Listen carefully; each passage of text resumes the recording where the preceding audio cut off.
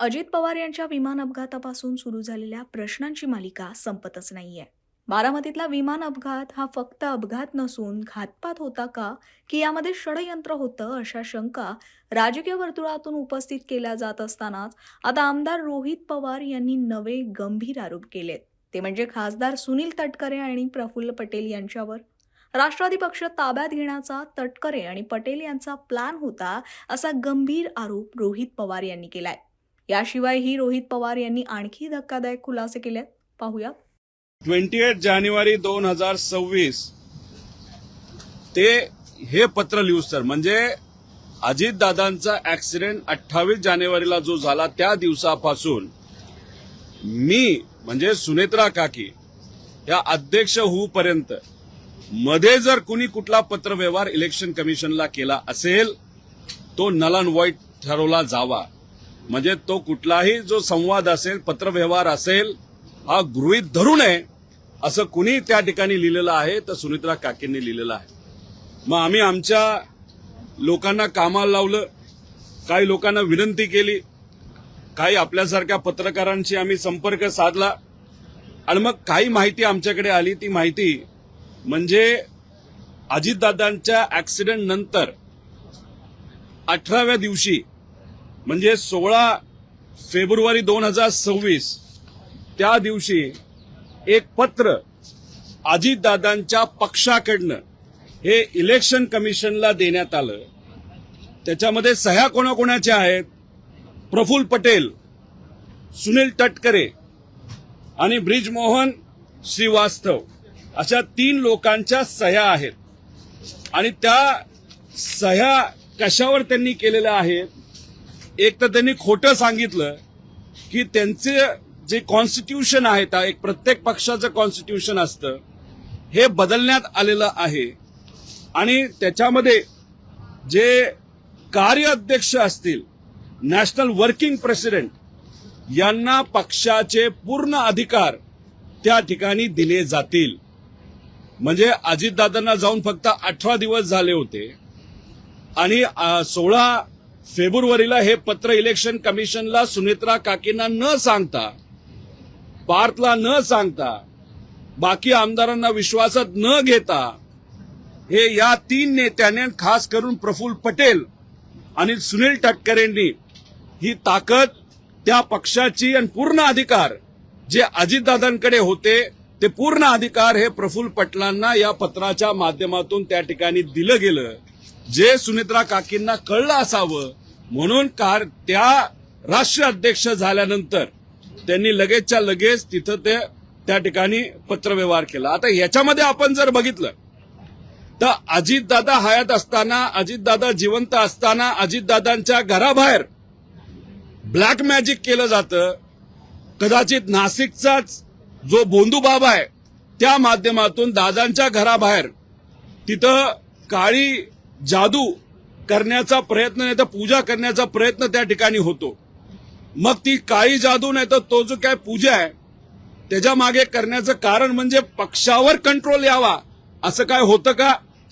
त्यानंतर 28 तारखेला दुर्दैवी अजितदादांचा ऍक्सिडेंट झाला का घातपात झाला याची चर्चा आणि ते आम्ही सर्वजण शोधतच आहोत.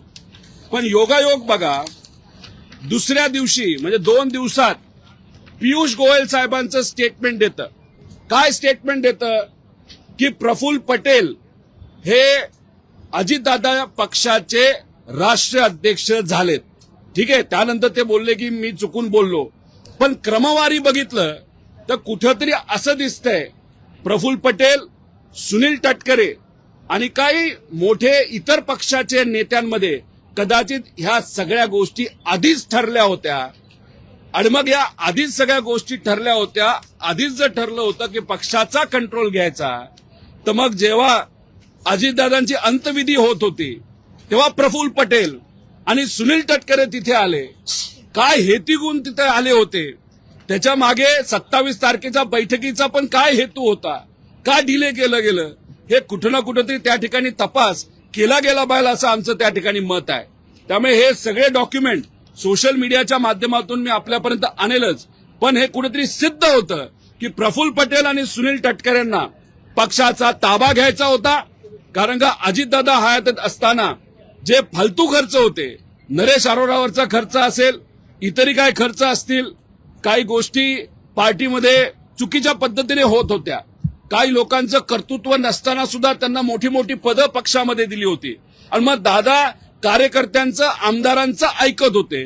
पण ह्या लोकांचं ऐकत नसल्यामुळे मग ह्या लोकांनाच कुठेतरी असं पाहिजे होतं का की अख्खी पार्टी आपल्या कंट्रोलमध्ये त्या ठिकाणी यावी आणि मग अजितदादांचा ऍक्सिडेंट होणं, पार्टीचा कंट्रोल करण्याचा प्रयत्न त्या ठिकाणी करणं, सुनेत्रा काकींना हे सगळं कळणं. आता सुनेत्रा काकींना मला एवढंच त्या ठिकाणी सांगायचं की राजकारण लय वंगाळ झालेलं आहे. अवतीभोवती जी कोणी लोक आहेत त्यांच्याबद्दलची काळजी आपल्याला घ्यावी लागेल. कार्यकर्ता, पदाधिकारी, आमदार हे आपल्या सर्वांसाठी महत्वाचं आहे. आणि मला जे कळतंय अधिवेशनामध्ये दादांच्या ऍक्सिडेंट बद्दल 1-2 आमदार सोडले तर कुठलाही आमदार तिथं बोलला नाही. कारण सुनील तटकरे आणि प्रफुल्ल पटेल यांनी सांगितलं होतं की अजिबात दादांच्या ऍक्सिडेंट बद्दल त्या ठिकाणी तिथं बोलायचं नाही. जय पवार सुद्धा प्रेस कॉन्फरन्स घेणार होते, ती प्रेस कॉन्फरन्स का नाही झाली? जय लढणारा आहे, शेवटी पवार आहे, मराठी माणूस आहे, पण मग त्याचा आवाज दाबण्याचा कुणी प्रयत्न करतंय का? ती प्रेस कॉन्फरन्स का होत नाही? ह्या सगळ्या गोष्टीकडे बघितल्यानंतर आमचं मत आहे की कुठंतरी हा कट आधीच रचला गेला होता का? त्यानंतर पार्टीवर कंट्रोल करण्याचा हा कुठला तरी हेतू काही लोकांचा होता का? आणि मग दादांचा ऍक्सिडेंट, मग ह्याच्यात म्हणून आम्ही सातत्याने म्हणतोय की क्रिमिनल इन्व्हेस्टिगेशन त्या ठिकाणी व्हावं आणि क्रिमिनल इन्व्हेस्टिगेशन व्हावं यासाठी एफआयआर होणं महत्वाचं आहे. जो एफआयआर काल बँगलोरला कर्नाटकामध्ये झाला आणि तो कालच आपण जर बघितलं तर हा इथं आता डीजीपी महाराष्ट्राकडे ट्रान्सफर करण्यात आलेला आहे. आणि शेवटची जर आपण त्या ठिकाणी हे बघितलं त्याच्यामध्ये तिथं सांगण्यात आलेलं आहे की हे सगळं आपल्याकडे आलेलं आहे, आता आपण त्याच्यावर त्या ठिकाणी कारवाई करा. म्हणजे कर्नाटकाच्या पोलिसांकडे आता हा तपास राहिलेला नाही, हा तपास आलेला आहे महाराष्ट्र पोलिसांकडे. आता महाराष्ट्र होम मंत्रालय, पोलीस या बाबतीत काय निर्णय घेतात हे या ठिकाणी आपल्याला बघावं लागेल. पण याच्या मागे, दादांच्या घातपातच्या मागे, नाही तर ऍक्सिडेंटच्या पाठीमागे काय रणनीती होती, काय कट कारस्थान त्या ठिकाणी झालं होतं आणि कुणी रचलं होतं हे बघायचं असेल तर क्रिमिनल इन्व्हेस्टिगेशन होणं हे महत्वाचं आहे असं आमच्या सगळ्यांचं मत आहे. त्याच्यामध्ये बऱ्याच बाबी आहेत, पण त्यात असं सांगण्यात आलेलं आहे की the national president shall preside over the national convention and his her absence the national working president shall preside. म्हणजे नॅशनल वर्किंग प्रेसिडेंटला सगळी ताकद मिळली जाईल जेव्हा तिथं राष्ट्रीय अध्यक्ष नसेल. मग कोण आहे वर्किंग प्रेसिडेंट? प्रफुल्ल पटेल आहेत. मग पूर्ण ताकद कोणाला पाहिजे होती? प्रफुल्ल पटेलांना पाहिजे होती. हेच तर आम्ही सातत्याने त्या ठिकाणी सांगत होतो. त्यामुळे 13 दिवस सुद्धा झाले नव्हते, एकच पॉलिटिकल स्टेटमेंट मी त्या ठिकाणी केलं होतं. आम्ही म्हणालो होतो की त्या पक्षाचे राष्ट्रीय अध्यक्ष ह्या सुनेत्रा काकीच झाल्या पाहिजे आणि महाराष्ट्राचं उपमुख्यमंत्री पद सुद्धा त्यांनाच त्या ठिकाणी मिळालं पाहिजे आणि सगळे कॅबिनेट मंत्रीपद जे अजितदादांकडे होते ते सुनेत्रा काकींकडे गेले पाहिजे असं आमचं सगळ्यांचं मागणं होतं. ठीक आहे, फायनान्स आत्ता मिळालं नसेल, पण आता हे अधिवेशन झाल्यानंतर फायनान्स त्यांना मिळेल असं आम्हाला कळतंय. याच्यासाठीच आम्ही मागणी केली होती, कारण या लोकांवर दादांचा ज्याच्यावर विश्वास नव्हता, प्रफुल्ल पटेल आणि सुनील तटकरे यांच्यावर आमचा सुद्धा त्या ठिकाणी विश्वास नव्हता आणि म्हणूनच तिथं ते स्टेटमेंट आम्ही केलं आणि आमदारांनी प्रेशर टाकलं. त्याच्याच बरोबर 35 आमदारांनी प्रेशर टाकलं, बाकीचे कोणी लिहिलं नसेल ती वेगळी गोष्ट आहे. त्यानंतर काही पदाधिकाऱ्यांनी प्रेशर टाकलं, म्हणून काकी ह्या राष्ट्रीय अध्यक्ष झाल्यात, म्हणून काकी ह्या उपमुख्यमंत्री झाल्यात. आणि नक्कीच उपमुख्यमंत्री होण्यामध्ये सीएम साहेबांचा नक्कीच मोठा वाटा आहे आणि वरून केंद्रीय जे भाजपचे मोठे नेते आहेत त्यांचाही त्याच्यामध्ये वाटा आहे. पण राष्ट्रीय अध्यक्ष होण्यामागे फक्त कोणाचा वाटा असेल तर काही 35 आमदार आणि पदाधिकारी ह्या लोकांना जे करायचं होतं, पक्षाचा कंट्रोल जो घ्यायचा होता तो मात्र त्या ठिकाणी त्यांना तिथं घेतला आला नाही. म्हणजे सुनेत्रा काकींना कदाचित जी गोष्ट दादांना माहित होती, कोणावर विश्वास ठेवायचा कोणावर विश्वास ठेवायचा नाही, हे काकींना कळलंय असं आम्हाला वाटतं. फक्त एवढंच आहे, राजकारण इतकं वंगाळ झालेलं आहे, आसपास कोण लोक आहेत हे मात्र काकींनी त्या ठिकाणी योग्य पद्धतीने ठरवावं. का? लेगेसी आहे ही, अजितदादा पवारांची लेगेसी आहे, त्यांचं कष्ट आहे 40 वर्षाचं आणि याच्यासाठीच कुठं ना कुठं तरी त्या ठिकाणी आम्ही हा मुद्दा, हा आमच्या पक्षाचा नसला पण शेवटी अजितदादांचा मुद्दा आहे, त्यामुळे अजितदादांचे कष्ट वाया जाऊ नये एवढंच या ठिकाणी या प्रेस कॉन्फरन्सच्या माध्यमातून यांनी हे कागद मी जे पुढे आणलेले आहेत त्याच्या माध्यमातून या ठिकाणी मला सांगायचं. जय पवारांची पत्रकार परिषद होणार होती ती दाबली गेली आहे का? तुमचं त्यांच्याशी काही बोलणं झालंय? सुनील तटकरे आणि प्रफुल्ल पटेल आणि काही भाजपच्या नेत्यांनीच कदाचित ती प्रेस कॉन्फरन्स दाबली आहे व्हीएसआरला वाचवण्यासाठी. कुठं अजून काही पुरावे कोणाच्याच हातात येऊ नये असा प्रयत्न हा काही बलाढ्य शक्तीच्या माध्यमातून त्या ठिकाणी केला जातोय. त्यामुळे हे बोलायला काय हरकत नाही की जय पवारांची प्रेस कॉन्फरन्स होऊ नये अशी सुनील तटकरे, प्रफुल्ल पटेल आणि भाजपच्या काही नेत्यांची इच्छा आहे. प्रश्न एवढाच आहे की दबावाच्या खाली जय पवार हे दबतील का अजितदादा जसे होते की लढायला तयार तसे ते लढतील. एवढाच मात्र फरक आहे, तो जय पवारांच्या माध्यमातूनच आपल्याला कळेल. हे बघा, कुठलाही निर्णय घेत असताना एक धाडस लागतं. निर्णय घेताना उगाच उशीर घेऊन निर्णय घेऊन चालत नसतं, लगेच त्या ठिकाणी घ्यायचा वाटत असतो. आता ह्याला बरीच कारणं देतील की मग पक्ष कसा चालवायचा, कसं करायचं, काय. आता गोड बोलायला ते माहीर आहे.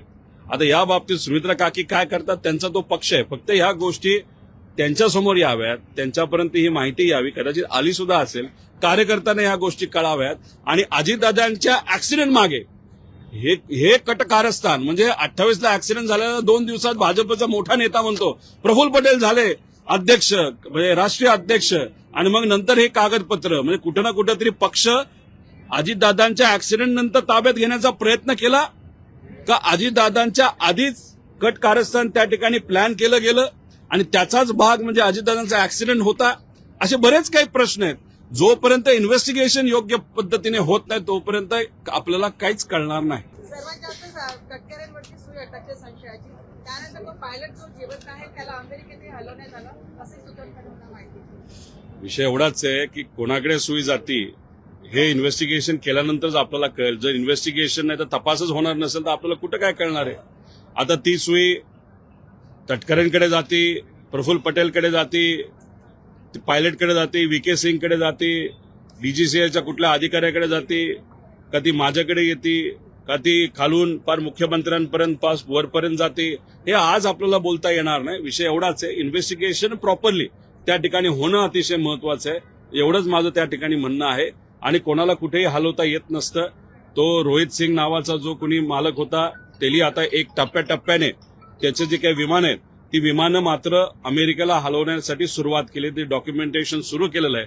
पण शेवटी एवढी मोठी ताकद व्हीके सिंगला आणि व्हीएसआरला जर वाचवत असेल याच्यावरनं समजून घ्या. दादाचा ऍक्सिडेंट झाल्यापासून आतापर्यंत 80 ते 90 कोटी रुपये व्हीएसआरला या महाराष्ट्र सरकारने त्या ठिकाणी दिलेलं. हीच ती सरकार ज्याच्यामध्ये अजितदादांचा पक्ष आज सत्तेत आहे आणि हीच ती सरकार ज्याच्यामध्ये अजितदादा उपमुख्यमंत्री असताना त्यांचा ऍक्सिडेंटमध्ये मृत्यू झाला आणि ज्या कंपनीमुळे मृत्यू झाला त्या कंपनीला याच सरकारने 90 कोटी रुपये अजितदादांचा ऍक्सिडेंट झाल्यापासून दिलेत. याच्यावरूनच काय गोष्टी तुम्ही समजून घ्या.